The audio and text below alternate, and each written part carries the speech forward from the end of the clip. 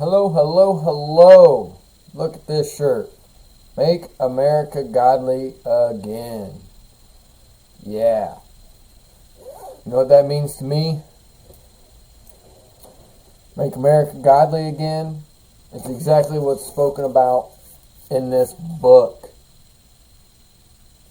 The Theft of America's Soul by Phil Robertson.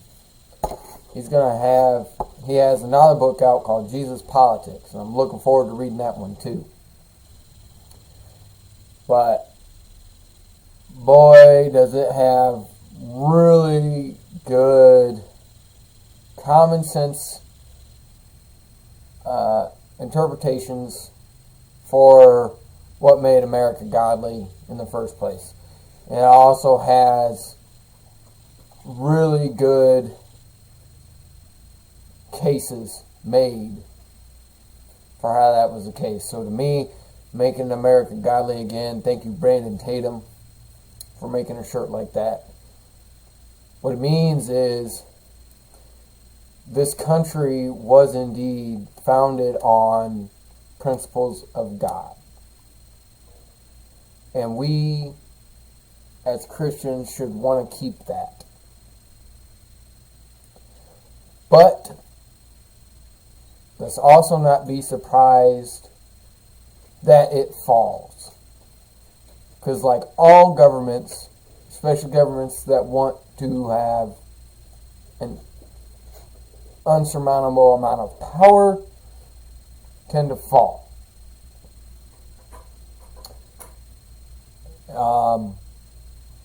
And America right now is one of the most powerful countries in the world, if not the most. Don't be surprised if our government does eventually fall. Anyway, I had a great discussion, moving on now, great discussion with Jason from Living Grace Community Church. Really good discussion. Don't agree with him on everything, as you'll hear in the video that I will share with this. You have to probably turn up your audio a little bit. He did speak pretty quietly with me, but we were at a coffee shop, so he was trying to probably be a little respectful and not be too loud. But one thing I did agree with on him, and I'll just touch on this, is that he talked about the influence of the church being more important than focusing on politics or anything like that. And I would agree. The influence of the Christian church is way more important. Why? Because we ourselves need to just focus on what the gospel teaches. But at the same time, when we look at our politics, and again, they were designed specifically to even follow what God put in place. So when we vote conservative, when we act conservative, that's what we're keeping. We're keeping biblical practices alive in our country. But anyway, that video, there's actually going to be more than just one video, but I'm only going to post one for now, because all in all it was a little over an hour, so we'll piece it together, so it'll take some time. But I'm going to edit it into this video. Take a listen, and I hope you enjoy. God bless. Thank you. Love about our country, the Constitution, the way it is set up, it allows us to have that freedom to be like, hey, I'm going to trust in God before I trust in the government, and you can't tell me otherwise. And it also gives us the ability to go across these other countries and to step into their land and, preach the gospel. And great. But there are a lot of countries that shut that down. I read a report a few years ago where North Korea arrested a man simply for bringing New Testament Bibles, those little Gideon ones. He got arrested for bringing those, and they put him in prison for several years. And they finally let him go because the man was willing to say, okay, I will never come back. He didn't say he was giving up faith, but he's like, okay, I'll never come back. Because that's all they wanted. Say, you'll never come back and we'll release you. He said, okay. But I think it was about 7 years. He was in prison for 7 years just for bringing some Bibles. And so in America, though, we don't got to worry about that.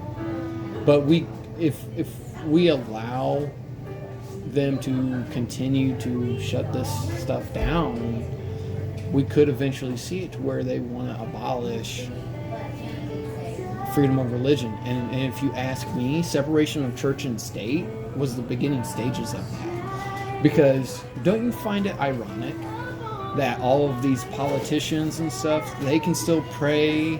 You go in court, you can still swear to God on it with your hand on a Bible, but a teacher can get fired for praying in the teacher's lounge. A teacher decides to pray silently in the lounge, and other teachers see it. That teacher can get fired. Tell me how that makes sense. You tell me how a president can pray, the biggest form of our government, the biggest man in our government. Oh, he can pray. But shoot, them teachers, man, you better fire them right away. That don't make sense to me.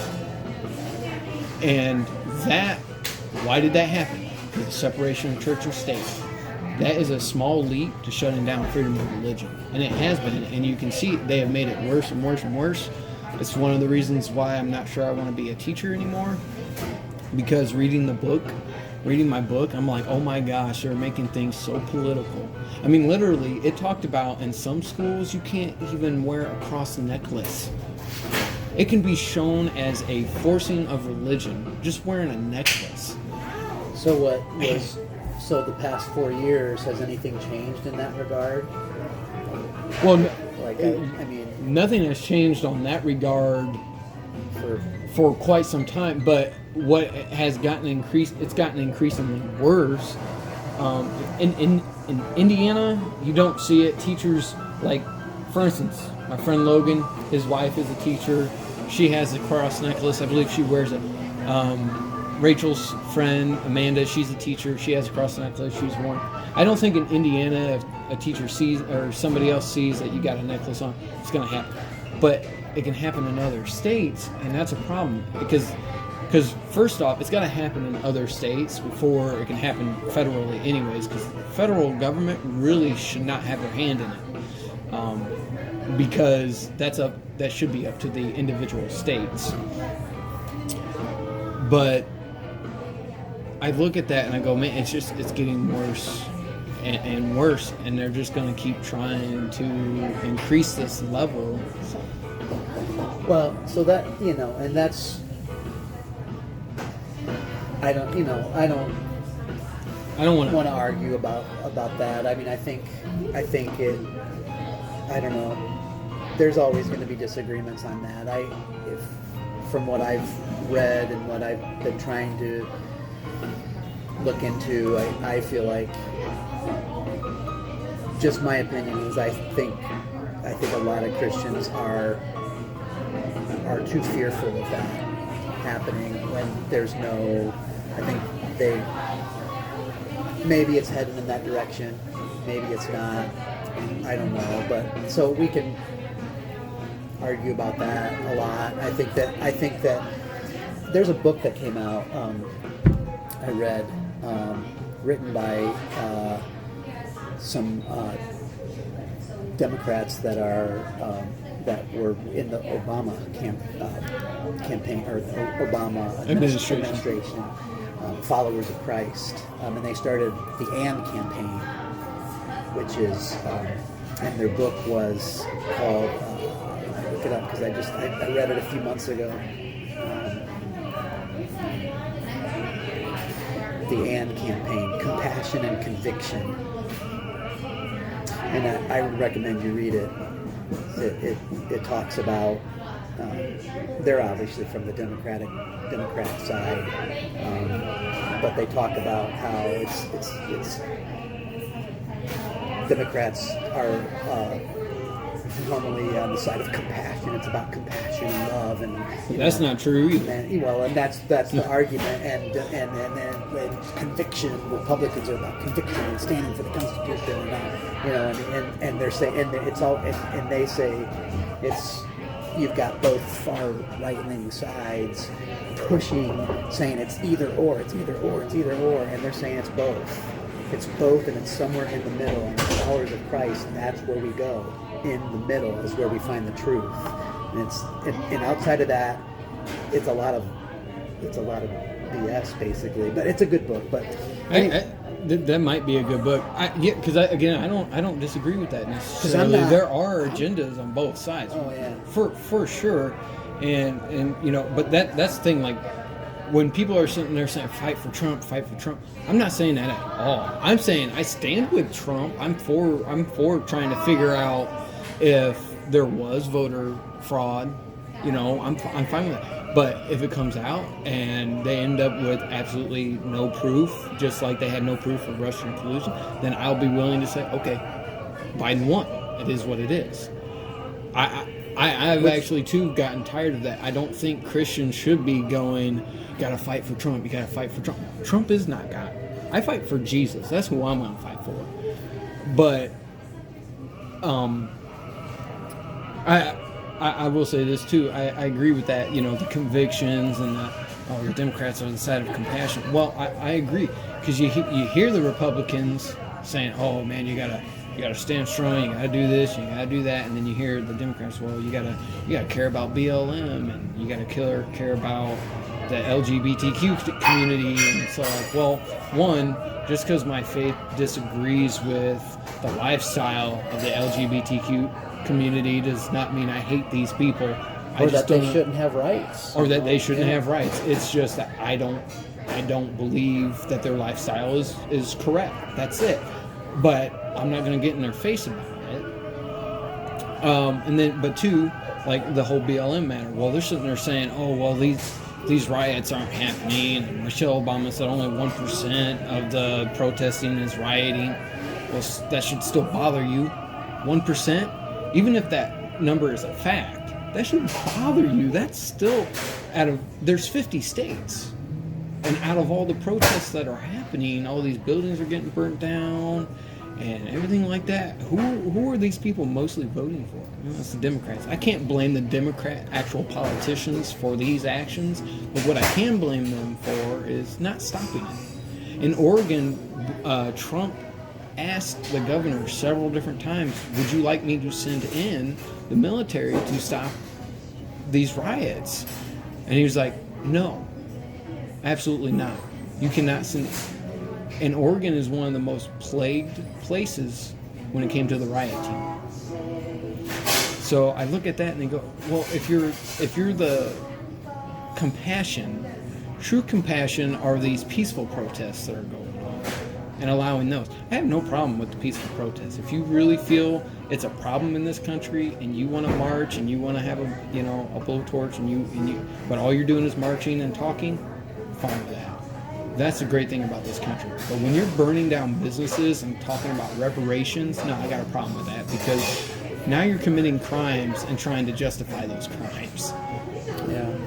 Well, and that takes away from actually having compassion and drawing near to those of a different race and actually seeking to understand. But anyway, yeah. No, I mean that's a whole nother topic. Yeah, no, my thing the thing that bothers me the most is there's going to be all kinds of disagreements on various issues, and there's just so much information out there, and so many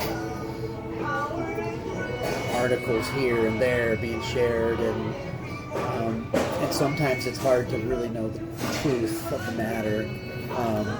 So I'm all about let's just talk, and I may be wrong, you may be wrong, you know what I mean, and we may be right on some things, and maybe that's my biggest thing, is I really want the church to think about its influence in the world.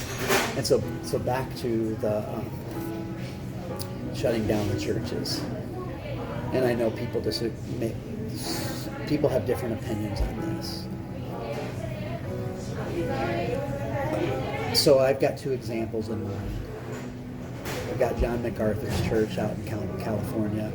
Maybe you've got lots of churches like this across the country who are filing lawsuits because they're being shut down. Churches Which technically they have that right. Right, standing up and fighting for their right to assemble. My opinion, terrible influence in the world. You've got Anthony Stanley from North Point out in Atlanta, who right away said we're shutting down until 2021 sometime, January beyond. And why are we doing that? Because it's not about us, it's about our community. And they raised, every year they have a Be Rich, they call it the Be Rich campaign, and it's from Paul's words, be rich in good deeds and be generous and willing to share. And so they raise money for organizations in the community and in the world, and they just give it all away. And this past not meeting, they haven't met in person in their services since the first shutdown. They've raised millions and millions of dollars to go to their community. And they said, we're communicating. This is the kind of church we are. We're not about us. We're for the world. We're for the community. And we want them to know that they're shut down, we're shut down, we're for them. And that's the kind of church that's the kind of believer I want to be. Hey, I'll give up my rights. I'll give it all up so that they can see that we're for them. And I think it communicates the John MacArthur or whatever, those churches that say we're going to fight it because we have a right to meet. Great. I just don't think that communicates the love of Jesus. And I think it's an opportunity when we do shut down to say, you don't even really know what the church is about. You don't even know what Jesus is about. And we're going to show you. It's not about an hour on Sunday morning where we gather together. It's way bigger than that. And so it's our opportunity as a church to say, we're in this for you. We're in this. And that's where I would disagree. And that's the kind of message I want to communicate. I'll be happy to shut down if that's going to communicate we're about you. We're in this with you. We're for you. And church is way bigger than us meeting in a building on Sunday mornings. And that's my whole thing, and that's the influence that I want to bring as a follower of Christ, and as I just feel like that's better salt and light than saying we're going to fight for our rights and we're going to meet no matter what, so that we can, because I just don't know if that communicates the love of the gospel. But that's my opinion. I will say this, because in America I think we are, and that's what I said at the beginning, that's what got me into why I wanted to be a pastor. I want to be able to communicate in a different way. I want this community to see, and the world to see, what the church really is. And I think we have to rethink how we communicate. And so that's where I'm coming from. So I see everything from that lens. No, and I agree with you. I think it should come down, though, to the church's decision. Like, for instance, if you want to close because you're caring about the congregation, go ahead. We still have other ways that we can meet and everything like that, thankfully, because we do have stuff like social media. So I don't have a problem if churches are deciding to do that on their own. I don't have a problem with that. And I would agree with you too. I don't think that churches really should focus so hard on, hey, I'm going to take this to the Supreme Court. Like Mark Driscoll. When he did it, I think he just said, hey, we're staying open. He didn't take it to the Senate or anything else like that. He just said, we're going to stay open. He might have. I would have to watch that interview again with Steven Crowder that he did. But but I'm okay with that. Now, if a pastor decides quietly, like, hey, I don't care that they said we're shutting down. I'm staying open. because you have that right. And if the government tries to step in, that's when you go, well, I can bring my case to the Supreme Court and beat you. You realize this, and hopefully it'd be a quiet thing, like a quiet meeting. Not, I would agree. Should that be publicized? No. Well, but some of it is. I know it will be, and I'm not sure why. Like I said, I just think that communicates the wrong thing. I think it communicates really what the church is. It continues to, like I said, people don't necessarily know what the church is about. They just think we're this group of people that meet in this building for an hour on Sunday mornings. And so I think us fighting so hard to meet in that building is just re-emphasizing what they think we're about when it's not. Instead of, like North Point saying, we're going to choose to still meet in small groups and homes, be away from our building, and we're going to give to this community. That's what the church is about. And I think that's more salt and light and influence than fighting hard to try to keep a building open. I don't know. That's just. And people may say, well, that's just, and this is where I think fear is coming in. That's the government trying to control, and if they get their foot in the door, then they're going to eventually shut you down, shut religion down, completely someday. And I think, well, maybe not. I think we're in a pandemic, and people are trying to figure out what to do. I don't necessarily think they're trying to shut us down because they hate Christianity. Maybe. If that's the case, then I'm wrong, which I don't think it's immediately going to happen. It'll be years down the road. But if it's not, then yay for the church, because that means the church is going to grow. I will agree. I think we shouldn't be fearing this because, one, like, even if it does happen in our lifetime, the Bible tells us it's going to happen. It's going to happen. So I think the more important thing is not being so gung-ho, I'm going to fight against this. I do think we should still be willing to stand up and be like, hey, we have these rights, and we should be willing to keep those rights for as long as we can. Eventually it will fall. I feel like it'll be in our time. I could be wrong. I hope I'm wrong. But my worry would still be then, like what Pastor Perry Stone said. You ever heard of Perry Stone? No? Oh man, he's been doing it for a long time. My mom shared a video that he did, shared a video with me today, and he talked about the balance of justice being not balanced. And he was talking about that, and he was just basically saying it's a warning to America, because he said God considers it an abomination when those scales aren't balanced. And he's saying you're seeing that in America. And I would say he's right. But, so I think I'm going off topic here. I'm losing where I was going with this. But there's a lot of stuff we're talking about. But anyway, basically, I just think, it very well could happen in our time. But even if it doesn't, we should still be concerned about our futures.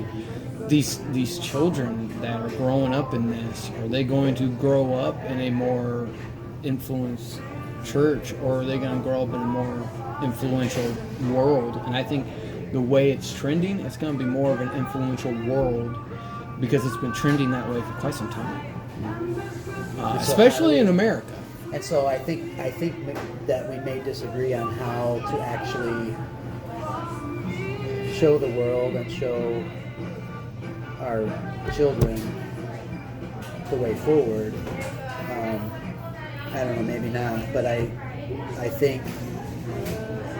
Well, no, I agree, because one point that you're making, all right, is you're talking about Christianity is more than just meeting in a building. You're so right. Like Jace Robertson, he was talking about a pastor that kicked a person out because they wore a hat in church, and that really bothered Jace. He was going there to speak at that church and decided not to speak there because of kicked a man out. And then that same pastor also said, well, this church building is the house of God. This is where God meets.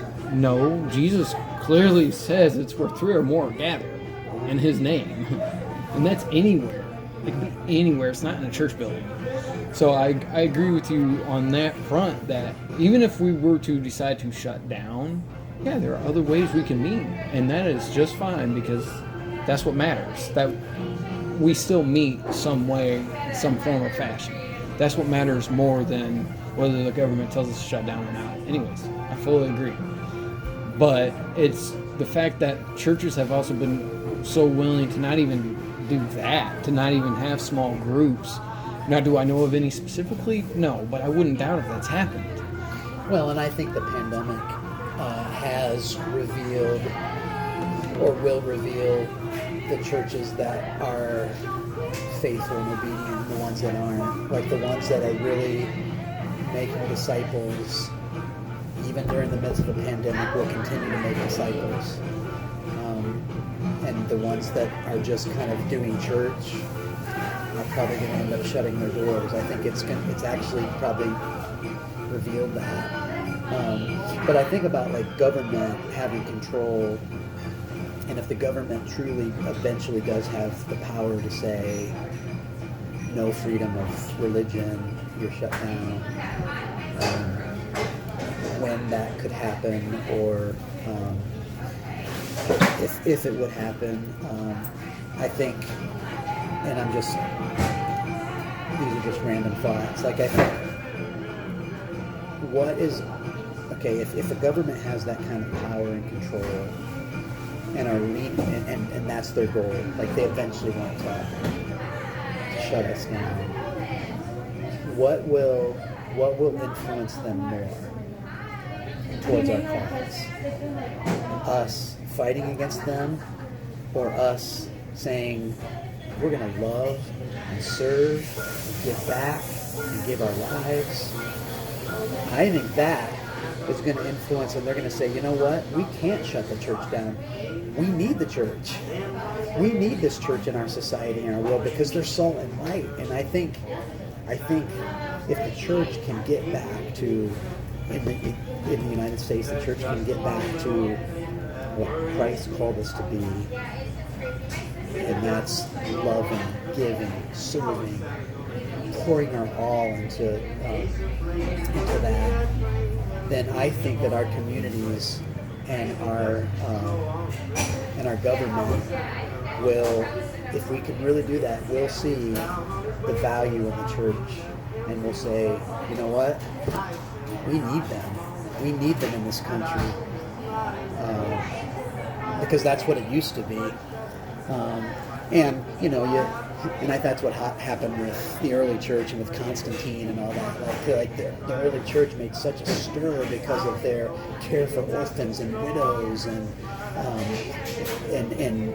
they were growing rapidly, and they make an influence in the world because of their goodness and their service and their love. That they're like, wow, we can't beat them. We're going to join them. I mean, this is just incredible. And then once the church gained the power and had the power and influence, then it went downhill from there.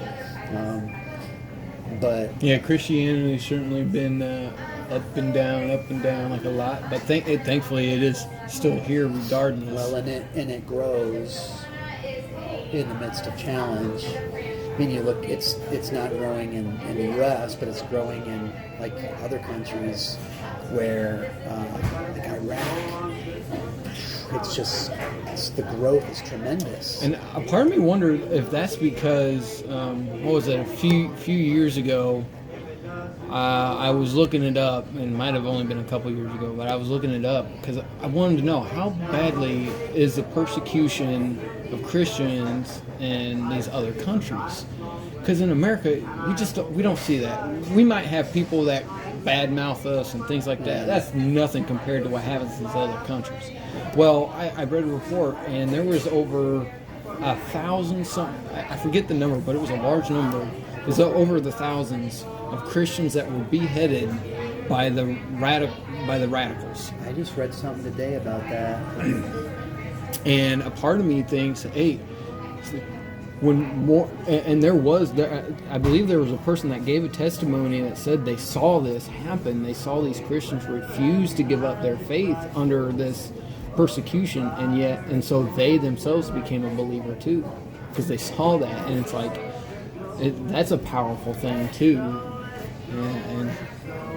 Yeah. Well, and I admit in all this, here's what I'm trying to do. I'm trying to read more and grow more. Obviously, the Word first. We need to be in the Word more than we're in reading social media and reading articles. But I'm also reading other books from Christian leaders on both sides of the perspective. You know, there's been a lot of Christians that have stood up for Trump and all this, and there's also leaders who've said, no, we're not. We're voting a different way. And I've been trying to read them both. So I'm trying to do that. I'm trying to learn. I'm trying to grow. And I'm trying to be humble, because I realize in all this that I've spoken to you today, I do have a strong opinion right now about it, but I may be wrong on some of it. We both could be.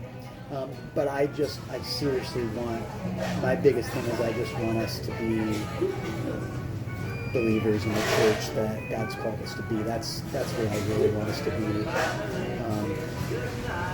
And so on that note, like when you talk about not coming to church, I don't blame you at all. Like I don't think, oh, why aren't they at church? I'm like, because most people aren't at church now. We just have like 20-some people in there on Sunday mornings, and I'm okay with that. My pride gets in the way, and I think I want to have a big, especially during the Christmas season, I want there to be lots of people there, although it's not during COVID, I guess, but it's just different. So I don't ever think, where are the stables? I'm so upset that they're not there. I think about you guys a lot, but there's lots of people that aren't there. But I would say, number one, like if it does come down to the Rachel, the music or whatever, I feel like recently we've learned a handful of new songs, which has been good, and obviously we're singing Christmas stuff over this season, so that's all new and different.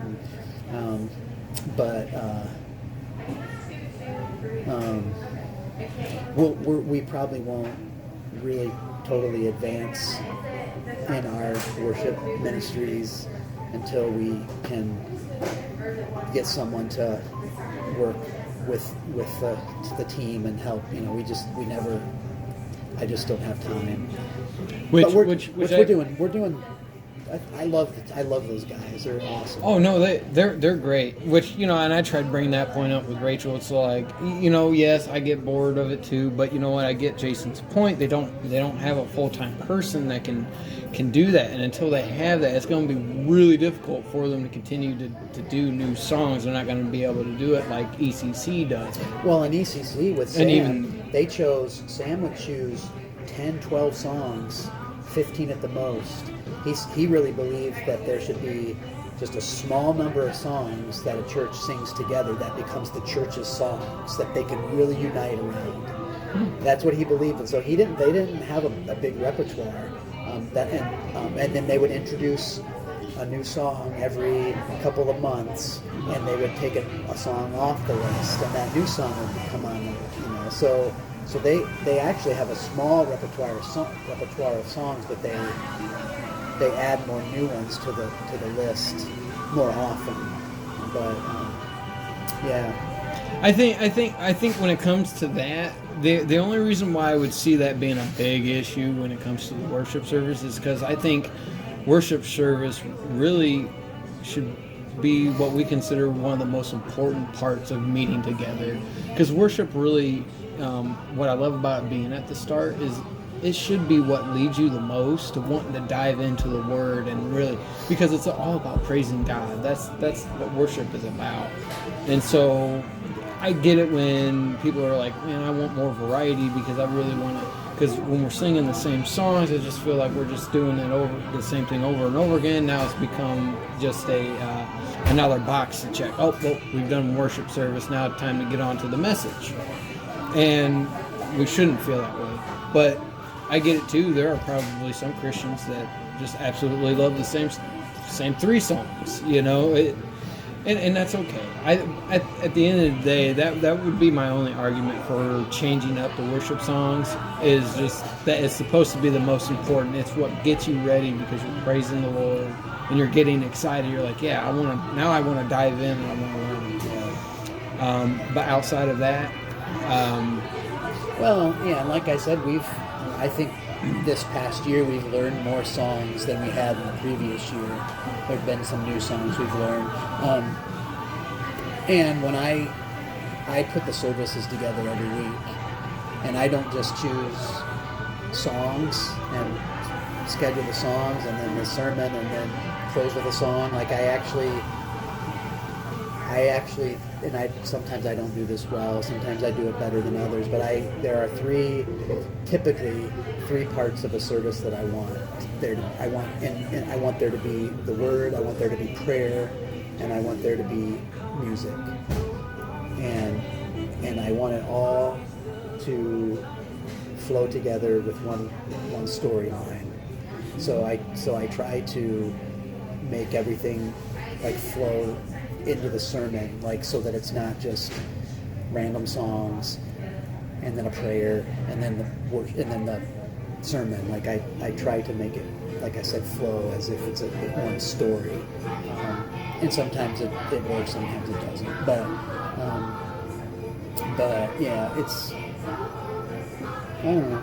It is what it is. No, yeah, I mean, we love it there, and everybody there. The other thing I love about it is it is small, so the community seems closer. We're meeting people. I mean, we're getting Christmas cards from people that go to that church, and it's like, hey, I've never gotten that at any church I've ever been to, and I've been to small churches, but just personally, I've never had that, and it's really nice to see that.